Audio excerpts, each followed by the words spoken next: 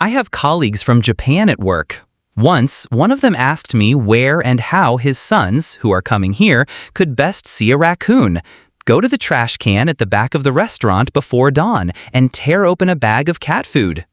Do they like cat food? Yes, they love it. If you do that, you'll see 6 of them there the next night. As far as I know, later Japan had a raccoon infestation problem, so they quickly ceased to be something new and cool for the Japanese. 6 months later, the same colleague asked, where do skunks live? In the forest. Where exactly in the forest? Well, they seem to dig burrows near... Wait, are you going to take your sons to see skunks? When I was a teenager, we hosted Japanese school children for a couple of weeks in the summer. They were from a private school in Kyoto and almost never left their city. Here, they stayed with us, in an old house, more than 100 years old, in the middle of nowhere. The first student who lived with us was struck by 2 things, the stars and the cornfields. He knew what corn was, how it grows, what the stalks look like, but he had never seen them live. I don't think he imagined how tall they were and what it was like to be in the middle of a cornfield. One evening, he was lying in our yard, stretching out his arms and legs, literally touching the grass. Made an angel on the grass, not on the snow, and looked at the stars. He had never seen a truly dark sky. We turned off all the lights in the house and showed him the planets and constellations. Besides, the stars are not only in Canada, and we don't even see the northern lights. But the boy was just amazed by the stars in the corn, our giant parking lots. Americans won't bat an eye seeing a parking lot of 1.5 hectares, but Europeans are shocked every time. When I was in school, we had an exchange student from Germany.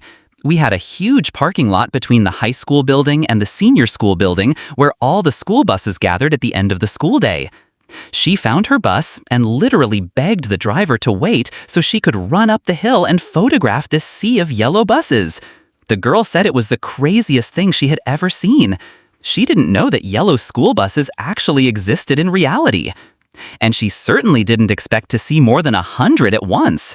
Oh my God, one of the cutest things I've ever seen is my colleague who came from Australia. He came to work just glowing with happiness because he saw a squirrel on the way. I didn't understand what the matter was at first, but then he explained that there are no squirrels in Australia. He gushed about how cute they were, and I said that I had a surprise for him that would be waiting for him when we went to lunch. I took him a couple of blocks to the local college where the squirrels are so fearless that they can literally snatch food from your hands. They even sit on your shoulders if you sit still and feed them. I took out crackers from my lunchbox and called the squirrels. The guy was completely thrilled. And then I put a cracker on his shoulder and told him to stand still. The squirrel climbed on him and took the food. The guy froze and tears welled up in his eyes. I thought he was scared and asked if he was okay. He looked at me with the happiest smile in the world and whispered, so as not to scare the squirrel, "This is the best day of my life! Squirrels!" That's what impressed him the most. I asked a colleague from India what surprised him most after moving to the US. He said organized traffic on the roads. At the same time, he made a gesture as if his brain was exploding. I had the opposite situation when I first came to Beijing. I didn't understand how there weren't accidents every second. Although, yes, the speed of traffic in the US is higher on average. When I went to Japan, I saw that there were aggressive crabs living in the storm drains. It was so cool. Aggressive Japanese crabs from storm drains? Tell me more, please. The family I was staying with had a toy fishing rod. Instead of a hook on the line, there was a rubber band. If you tease the crabs with a rubber band near their burrows, they jump out and grab it. We played this kind of fishing. When a crab grabs on, you jerk the rod up and collect them in a metal bowl. Then we let them all go, though. The crabs were about the size of a palm, including the legs.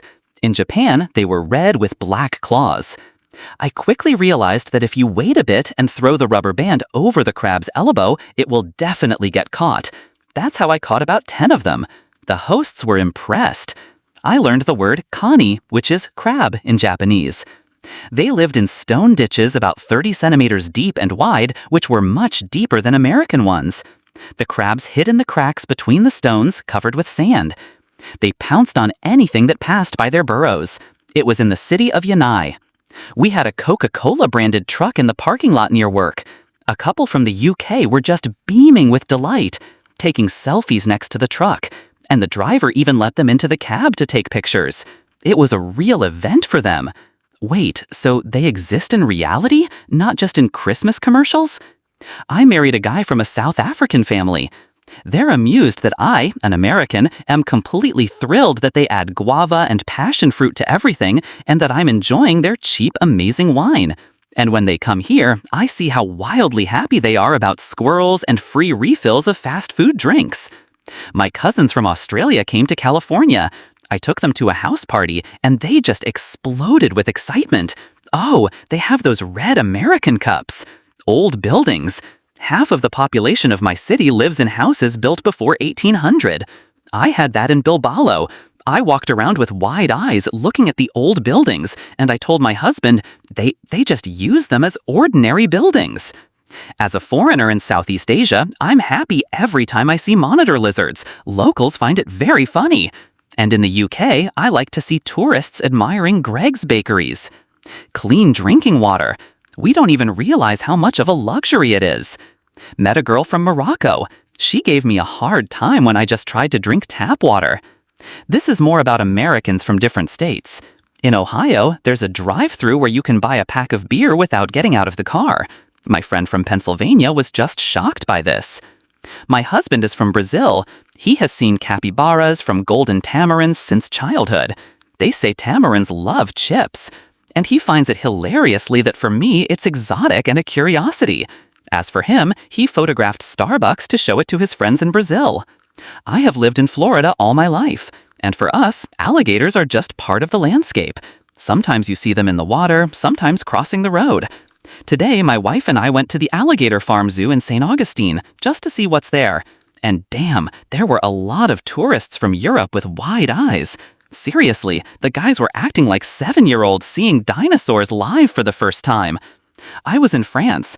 There are paid public toilets that disinfect themselves after each visitor. Then I was in Rome. There the toilets are just a hole in the floor. And once I was in the Merton Botanical Garden.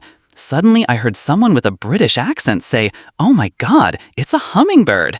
That's when I realized for the first time that they just don't have such birds. They were completely thrilled watching the bird hover in the air and suddenly fly away. In America, they are big, light, with pink noses and long salmon tails. Workers from India once saw one and ran up with open arms. I just saw a mouse this big.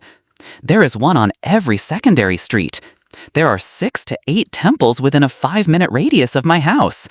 Once, an American friend came to visit me and was just blown away that you could see a temple in the yard from my window. Here's a photo. Although, to be honest, Canadians themselves are sometimes blown away by this. It depends on which region they are from. Wildlife.